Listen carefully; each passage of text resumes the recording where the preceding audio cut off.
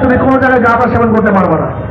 এই কথা আপনাদের বিশ্বাস হয়নি, এই কথাও আপনাদের বিশ্বাস হয় নাই।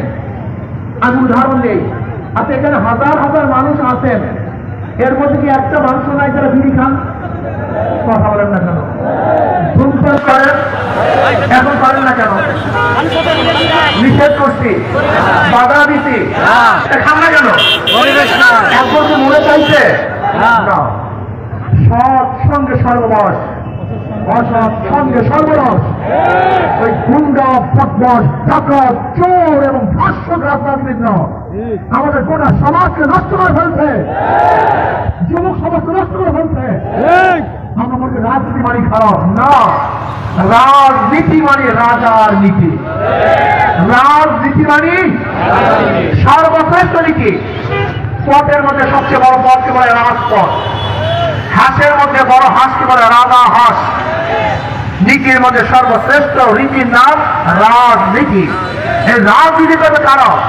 যারা আদর্শবান, চরিত্রবান, নীতিবান, কোন লম্পট টাকা খুঁড়িতে রাজনীতি করার কোন দরকার নাই, অধিকার নাই। কিন্তু আমরা রাজনীতি কুষিত করে ফেলেছি, নোংরা করে ফেলেছি, জিজ্ঞাসা রাজনীতি করে ফেলেছি। এর নাম রাজনীতি না।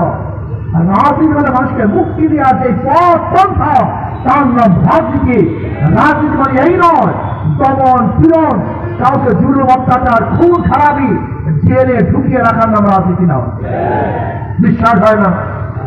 আমাকে অনেকে প্রশ্ন করে, হুজুর যদি আওয়ামী লীগ আগামীকে নির্বাচনে অংশগ্রহণ না করে, আওয়ামী লীগের লিডাররা তো পালিয়ে গেছে, ভোটারও তো পালায় নেই, তাদের ভোট কে পাবে? আমি বললাম একেবারে প্রশ্ন দেওয়া সহজ। ওই সমস্ত লোকেরা যাদের কাছে নিজেদের জান মারে নিরাপত্তা পাবে, তাদের কি তারা ভোট দিবে? আপনি চ্যালেঞ্জ দেন, লিখে রাখেন। ওই সমস্ত লোকগুলি যাদের কাছে জান মারে নিরাপত্তা পাবে, সুন্দর ব্যবসা করতে পারবে, বুক করে রাস্তা হাঁটতে পারবে, স্ত্রীর কাছে থাকতে পারবে, তাদের সন্তানদের স্নেহ করতে পারবে, পালাতে হবে না, দৌড়াতে হবে না, এমন ব্যক্তিদেরকে তারা ভোট দিবে। বর্তমান হচ্ছে হিন্দুরা তাদেরকে ভোট দিবে। হিন্দুরা তো আওয়ামী লীগকে ভোট দিত, ওই একই কেস। হিন্দুরা তাদেরকেই ভোট দিবে যাদের কাছে তাদের জান মানে নিরাপত্তা পাবে, হিন্দুরা তাদেরকে ভোট দিবে। ইসলাম এমন এক ধর্ম, ইসলাম এমন এক আদর্শ, যারা ইসলাম অনুযায়ী চলে তাই এমনিতে আদর্শবান হয়ে যায়। এই আপনাদের সদর আসন থেকে এই জয়নাল সাহেব দাঁড়ান, আপনি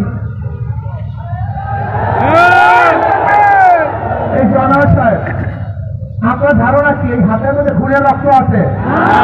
আসতে পারে খুনের রক্ত আছে, জুলুমের রক্ত আছে, ধর্ষণের স্পর্শ আছে।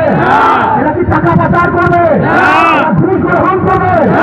অত্যাচার বিচার করবে না? প্রশ্ন না।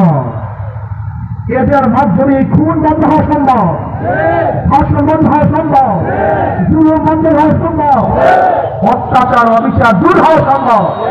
এ আমাদের মকবুল সাহেব, উনি 404 থেকে নির্বাচন করবেন।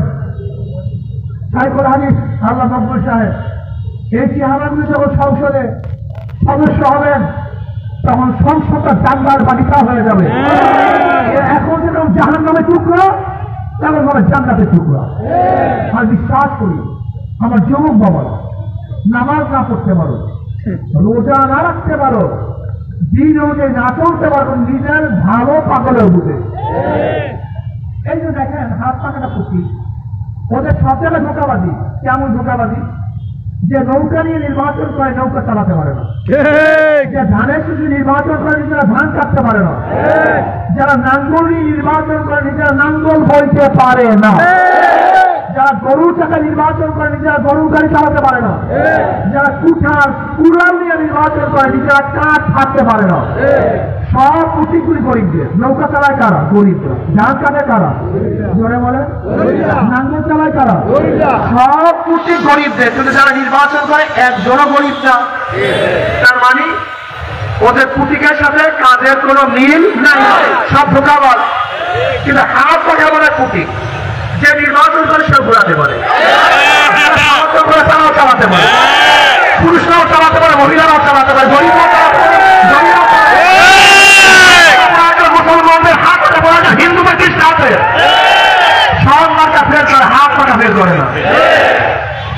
আপনার কানে ফেল করে কিন্তু হাত পাখা ফেল করে না। শুধু কি তাই, ঘুমের সময় কার মাথা বুকের উপর থাকে না, নৌকা নিয়ে কেউ ঘুমায় না, ধানের শেষ নিয়ে কেউ ঘুমায় না।